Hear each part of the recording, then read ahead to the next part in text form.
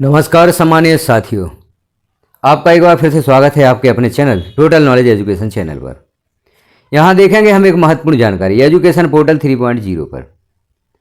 आप जैसे ही admission report में छात्रों के नाम देखते हैं तो कुछ छात्र ऐसे प्रदर्शित हो सकते हैं जो कक्षा 7वीं में है लेकिन 8वीं में प्रदर्शित हो रहे हों, या कक्षा 6वीं में है और 7वीं में प्रदर्शित हो रहे हों। यह स्थिति क्यों बनी? जब आपने छात्रों की प्रोगेशन की या छात्रों को कक्षोन्नत किया तो जो छात्र परीक्षा में अनुपस्थित थे, पूर्ण रूप से अनुपस्थित, ना मुख्य परीक्षा में उपस्थित हुए और ना ही सेकंड एग्जाम में उपस्थित हुए, या ग्राम से बाहर चले गए हैं, अभी वह आपके विद्यालय में उपस्थित नहीं हो रहे हैं, तो आप किसी भी प्रकार की उनकी परीक्षा नहीं ले सके और वह छात्र अनुत्तीर्ण हो गए। लेकिन आपने जब छात्रों की प्रोगेशन की या छात्रों को कक्षोन्नत किया तो भूलवश वह छात्र भी कक्षोन्नत हो गए जो परीक्षा में अनुपस्थित थे और अनुत्तीर्ण हो गए। तो उन छात्रों को आप पूर्व कक्षा में कैसे लाएंगे, इस प्रोसेस को हम देखते हैं। या उन छात्रों को उनकी सही कक्षा में कैसे लाएंगे। जैसे कक्षा 6वीं का छात्र कक्षा 7वीं में शो हो रहा है, अब उसे फिर से कक्षा 6वीं में लाना है तो कैसे लाएंगे। एजुकेशन पोर्टल 3.0 पर हम इस प्रोसेस को देखेंगे। तो आप किसी भी ब्राउजर पर सर्च करें एजुकेशन पोर्टल 3.0। जैसे ही आप सर्च करते हैं तो यहाँ पर साइट ओपन होती है एजुकेशन पोर्टल 3.0 की। इस पर क्लिक कर दें। इस पर क्लिक करेंगे तो लॉगिन के लिए ऑप्शन उपलब्ध होता है। अब यहाँ किस यूजर नेम से किस पासवर्ड से आप लॉगिन करेंगे तो यहाँ पर विद्यालय का डाइस कोड यूजर नेम में लिखें, पासवर्ड लिखें, कैप्चा फिल करें और लॉगिन पर क्लिक कर दें तो एजुकेशन पोर्टल 3.0 आपका लॉगिन हो जाता है। जैसे ही पोर्टल लॉगिन होता है तो लेफ्ट साइड में देख रहे हैं आप ऑप्शन।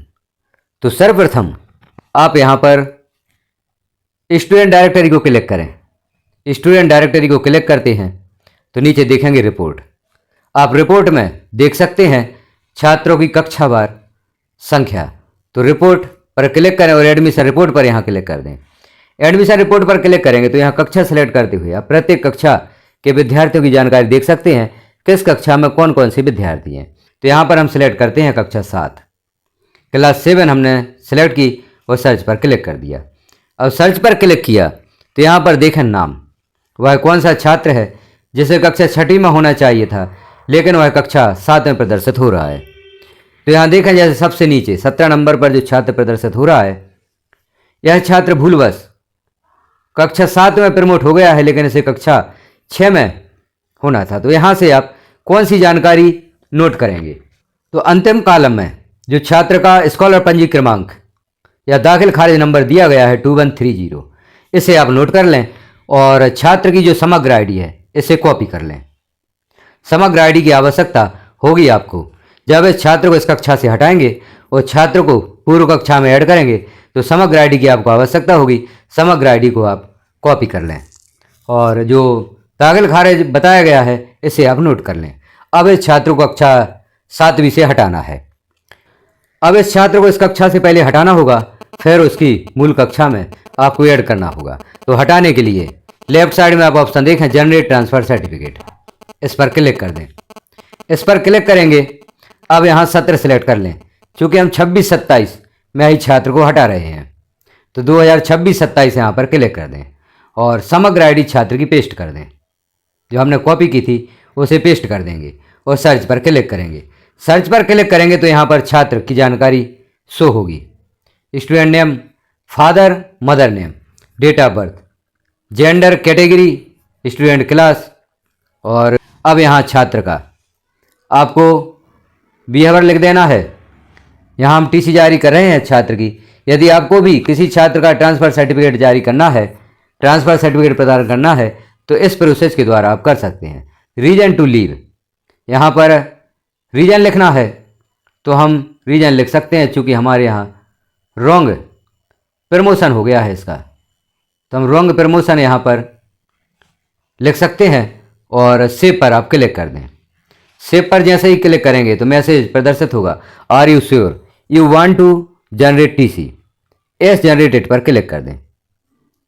एस जनरेटेड पर क्लिक करेंगे तो आप देखेंगे एक और मैसेज प्रदर्शित होता है, जनरेट टीसी जनरेटेड सक्सेसफुली।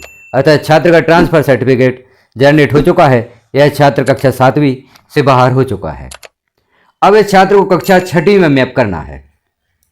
कक्षा 7 से हमने बाहर कर दिया है, कक्षा 6वीं में मैप करना है।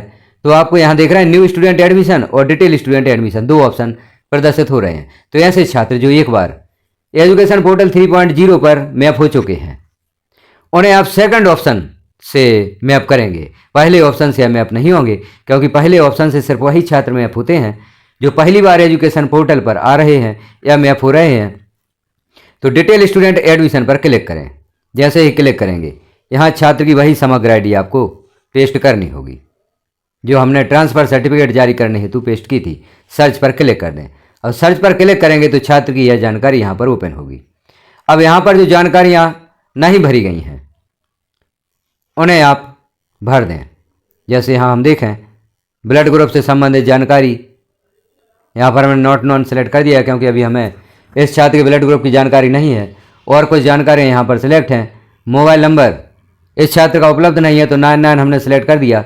यदि अभी आप गलत मोबाइल नंबर भी यहाँ पर सिलेक्ट कर देते तो जब आप छात्र की प्रोफाइल अपडेट करेंगे तो वहाँ पर मोबाइल नंबर सुधार सकते हैं। ईमेल आईडी यदि आपके पास उपलब्ध है तो ईमेल आईडी लिख दें, उपलब्ध नहीं है तो लिखना आवश्यक नहीं है।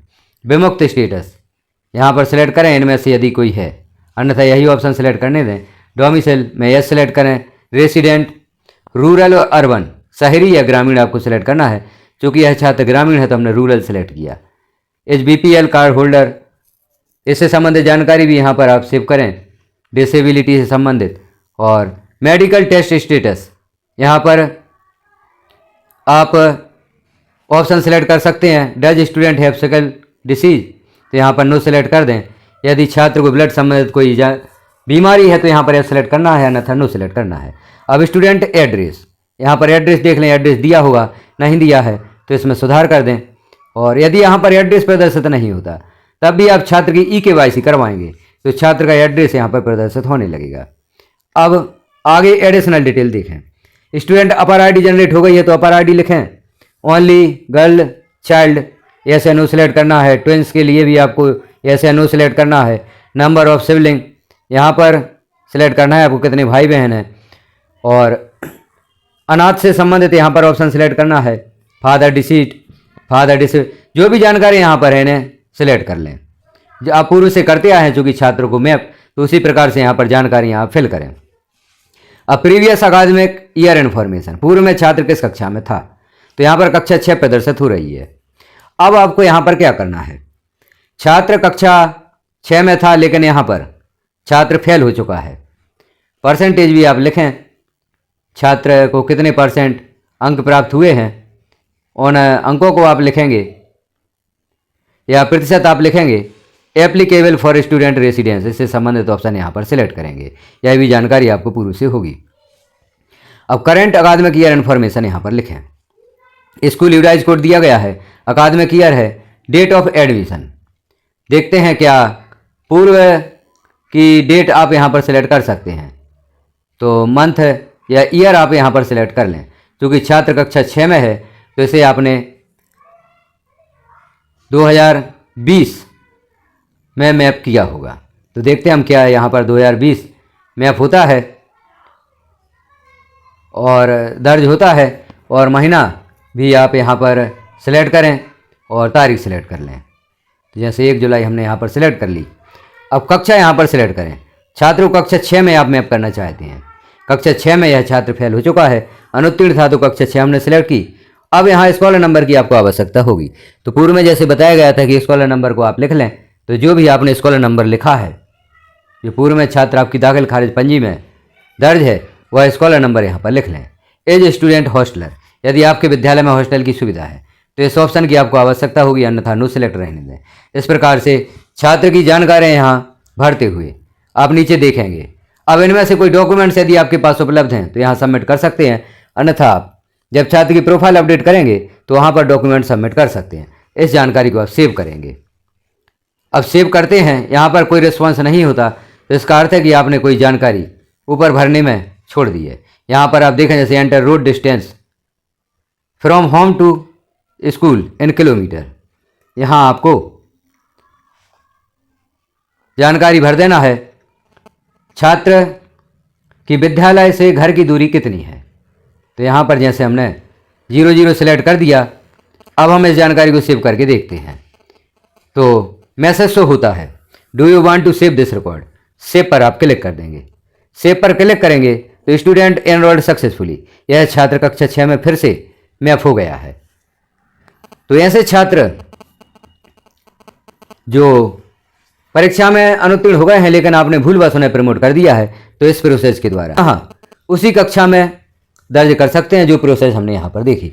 अब आप यदि देखना चाहते हैं छात्र दर्ज हुआ है या नहीं, तो स्टूडेंट डायरेक्टरी को क्लिक करें, यहाँ पर रिपोर्ट देखें और एडमिशन रिपोर्ट पर क्लिक कर दें। यहाँ कक्षा 6 सिलेक्ट कर दें और सर्च पर क्लिक कर दें, तो देखेंगे उस छात्र को जिसको आपने मैप किया है वह यहाँ पर प्रदर्शित हो रहा है। नहीं तो कक्षा 6वीं की सूची में यह छात्र 17 नंबर पर प्रदर्शित हो रहा है, तो यह छात्र मैप हो चुका है। इस छात्र से संबंधित जानकारियाँ यहाँ पर प्रदर्शित हुई हैं। तो देखें आपके द्वारा भी यदि इस प्रकार की गलती हो गई है तो आप भी इस प्रोसेस के द्वारा छात्रों को पुनः सेम कक्षा या पूर्व कक्षा में दर्ज कर सकते हैं। तो जानकारी आपको कैसी लगी कमेंट में एक बार अवश्य बताएं।